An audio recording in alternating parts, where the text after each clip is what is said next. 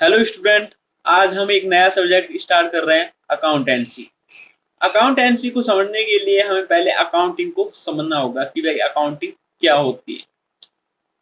हम जब भी कोई काम स्टार्ट करते हैं, जब भी कोई नया काम स्टार्ट करते हैं या कोई नई चीज पढ़ते हैं, नई बुक पढ़ते हैं, तो हमारे दिमाग में एक क्वेश्चन आता है, भाई हम उस काम को क्यों करना चाहते हैं, ये इस बुक को क्यों पढ़ना चाहते हैं। तो हमारे दिमाग में एक क्वेश्चन आ रहा है इस time, why should we do accounting. भैया हम अकाउंटिंग करते क्यों है। देखो, जब भी हम कोई बिजनेस स्टार्ट करते हैं तो हमें अपने बिजनेस की इंफॉर्मेशन प्रोवाइड करवानी होती है बिजनेस से जुड़े हुए लोगों को। और जो भी इंफॉर्मेशन होती है वो एक निश्चित फॉर्मेट में प्रोवाइड करवानी होती है। अगर हम एक निश्चित फॉर्मेट में प्रोवाइड नहीं करवाएं तो जो भी बिजनेस से जुड़े हुए लोग हैं वो हमारे बिजनेस की इंफॉर्मेशन को समझ ही नहीं पाएंगे। उस फॉर्मेट का पता करने के लिए भाई फॉर्मेट बनाया कैसे जाता है, इसके लिए हमें अकाउंटिंग को पढ़ना होता है। सबसे पहले हम देखेंगे भाई हमारे बिजनेस के या हमारी अकाउंटिंग की यूजर्स कौन कौन होते हैं। भाई हमारे बिजनेस की इंफॉर्मेशन या हमारे बिजनेस की अकाउंटिंग कौन कौन सी यूजर्स को चाहिए होती है। यूजर्स को दो कैटेगरी में बांटा जा सकता है, एक तो होते हैं इंटरनल यूजर्स और एक होते हैं एक्सटर्नल यूजर्स। इंटरनल यूजर्स वो पर्सन होते हैं जो बिजनेस से डायरेक्टली जुड़े हुए होते हैं। यहाँ पे मैंने एक कोड बना रखा है, MEO, MEO। M for management. Management business से जुड़े हुए सारे फ्यूचर के डिसीजन लेते हैं, सारी मेन मेन एक्टिविटीज मैनेजमेंट की द्वारा ही होती है। तो बिजनेस से जुड़ी हुई सारी इंफॉर्मेशन मैनेजमेंट को पता होनी चाहिए ना। दूसरे नंबर पर आता है एम्प्लॉयज। भाई एम्प्लॉयज को भी अपना रेम्यूनरेशन चाहिए, अपनी सैलरी चाहिए। ये बिजनेस अगर प्रॉफिट में चले तो कुछ इंसेंटिव भी चाहिए। तो एम्प्लॉय कैसे पता करेंगे कि हमारा बिजनेस प्रॉफिट में चल रहा है या लॉस में चल रहा है। तो वो एक फॉर्मेट को देखकर ही तो पता चलेगा, जो उनको इंफॉर्मेशन मिलेगी। तीसरे नंबर आता है ओनर। ओनर तो बिजनेस का मालिक ही होता है। बिजनेस के प्रॉफिट या लॉस की सारी इंफॉर्मेशन निश्चित फॉर्मेट में किसको पता होनी चाहिए, ओनर को। एक्सटर्नल यूजर्स की बात करें तो एक्सटर्नल यूजर्स वो पर्सन होते हैं जो हमारे बिजनेस से इनडायरेक्टली जुड़े होते हैं। जैसे मैंने यहाँ पे एक कोड बना रखा है याद करने के लिए, CBIG red Priyanka Chopra. C for creators, B for bank, I for investor, G for government, R for researcher, P for public, C consumer. पहले क्रिएटर्स की बात, क्रिएटर्स वो पर्सन होते हैं जो हमारे बिजनेस में गुड्स सप्लाई करते हैं। अगर हमारा बिजनेस लॉस पर चले तो कोई भी क्रेडिटर्स गुड्स सप्लाई नहीं करेगा क्रेडिट में। अगर बिजनेस प्रॉफिट पे चलेगा तभी क्रेडिटर्स गुड्स सप्लाई करेंगे। और प्रॉफिट और लॉस का पता करने के लिए क्रेडिटर्स को एक निश्चित फॉर्मेट में इंफॉर्मेशन प्रोवाइड करवानी होती है। दूसरे नंबर आते हैं बैंक। बैंक हमें लोन प्रोवाइड करवाता है टाइम टाइम पर। अगर बैंक को हम सारी इंफॉर्मेशन ना दें तो बैंक हमें लोन नहीं देगा। तो बैंक को भी प्रॉफिट या लॉस की इंफॉर्मेशन देनी चाहिए, और वो भी निश्चित फॉर्मेट में देनी होती है, क्योंकि बैंक के भी समझ में आनी चाहिए ना बिजनेस की इंफॉर्मेशन। अब बात करते हैं इन्वेस्टर्स। इन्वेस्टर वो पर्सन होते हैं जो हमारे बिजनेस में पैसा लगाते हैं, इन्वेस्ट करते हैं। जैसे प्रेफरेंस होल्डर्स, डिवेंचर्स होल्डर्स, ये हमारे बिजनेस पैसा लगाते हैं। कोई भी इन्वेस्टर तभी पैसा लगाएगा किसी बिजनेस में, तभी इन्वेस्टमेंट करेगा जब बिजनेस प्रॉफिट पे चल रहा हो। लॉस मेकिंग बिजनेस में कोई भी इन्वेस्टर अपना पैसा नहीं लगाएगा। 4 नंबर बात है गवर्नमेंट। गवर्नमेंट को भी टैक्स चाहिए होता है। अगर कोई बिजनेस प्रॉफिट में चले तो गवर्नमेंट भी उस पर ज्यादा चार्ज करती है ना। गवर्नमेंट को सारी इंफॉर्मेशन चाहिए होती है, कौन सा बिजनेस किस तरीके से रन कर रहा है, और वो सारी फॉर्मेट एक निश्चित फॉर्मेट में चाहिए होती है। आगे आता है रिसर्चर। रिसर्चर वो पर्सन होते हैं जो रिसर्च करते हैं किसी टॉपिक्स पर, किसी सब्जेक्ट पर रिसर्च करते हैं। और रिसर्च करने के लिए डेटा चाहिए होता है, और डेटा तभी मिलेगा जब बिजनेस की सारी इंफॉर्मेशन एक फॉर्मेट में उनको पता लगे, उनके भी समझ में आनी चाहिए वो फॉर्मेट।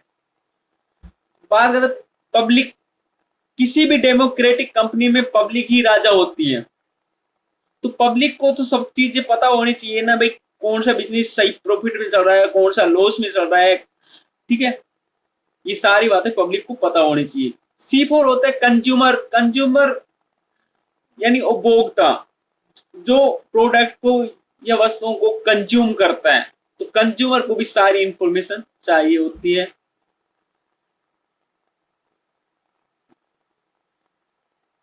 इसलिए हम अपने यूजर्स को सारी इंफॉर्मेशन एक निश्चित फॉर्मेट में प्रोवाइड करवाने के लिए अकाउंटिंग करते हैं।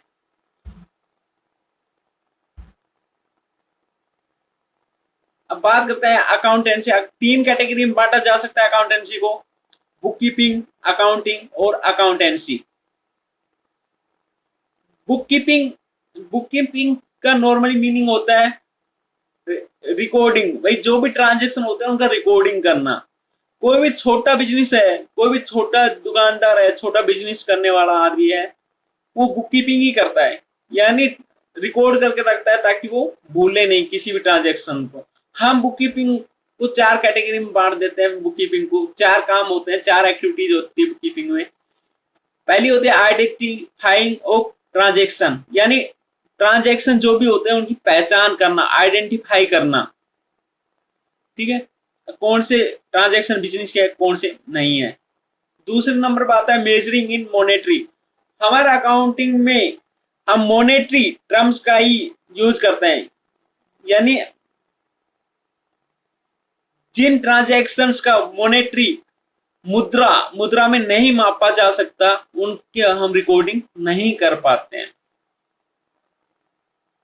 तो मॉनेटरी में मेजरिंग करना भी जरूरी होता है। तीसरा नंबर आता है रिकॉर्डिंग। भाई जब भी हम पहचान कर लेते हैं ट्रांजैक्शन की और देख लेते हैं ये मॉनेटरी आइटम है या नहीं है, फिर उसी रिकॉर्डिंग करते हैं। रिकॉर्डिंग हम करते हैं जर्नल में, ठीक है। फिर करते हैं हम उनकी लेजर पोस्टिंग। लेजर पोस्टिंग करके अलग अलग अकाउंट बनाते हैं। यहां तक लेजर पोस्टिंग कर, यहां तक बुक कीपिंग का काम कंप्लीट हो गया। अब बात करते हैं अकाउंटिंग। अकाउंटिंग में 3 काम होते हैं, 3 एक्टिविटीज होते हैं। ट्रायल बैलेंस बनाना, यानी हम लेजर पोस्टिंग की सहायता से हेल्पिंग से क्या बनाते हैं, ट्रायल बैलेंस बनाते हैं।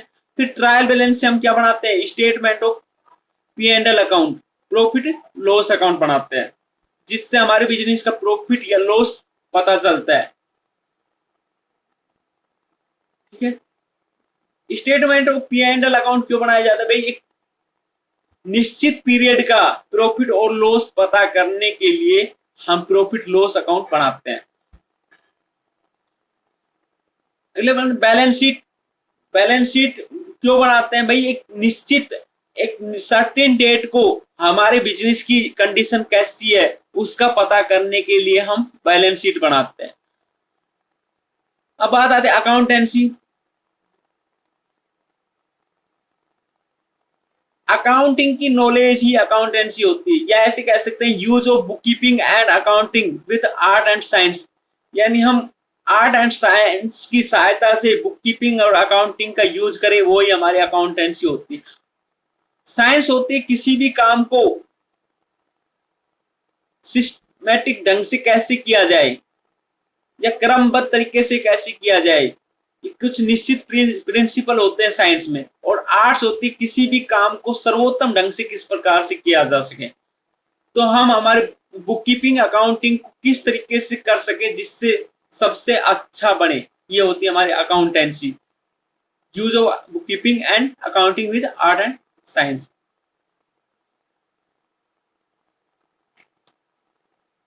आगे हम बात करें हिस्ट्री ऑफ अकाउंटिंग।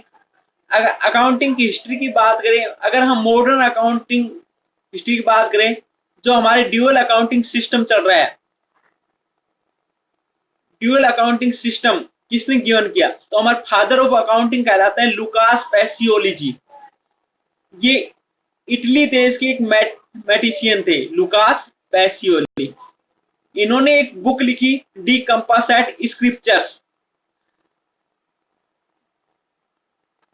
1494 ईयर में, बट ये बुक थी इटालियन लैंग्वेज में, तो ये इटली के लोगों को ही समझ में आती थी और बढ़ के और लोगों को ये समझ में नहीं आती थी। फिर इस बुक का ट्रांसलेट किया इंग्लिश में ह्यूज ओल्ड केसल ने, ये किया 1543 ईयर में।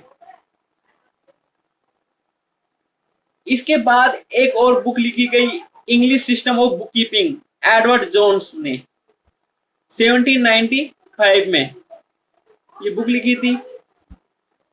ठीक है, फादर ऑफ अकाउंटिंग क्लियर रहेगा, लुकास पैसियोलॉजी बुक लिखी थी डी कंपासेट स्क्रिप्चर्स। ये क्वेश्चंस कंपटीशन के एग्जाम में पूछा भी जाता है, भाई कौन सी बुक लिखी और कौन से ईयर में लिखी।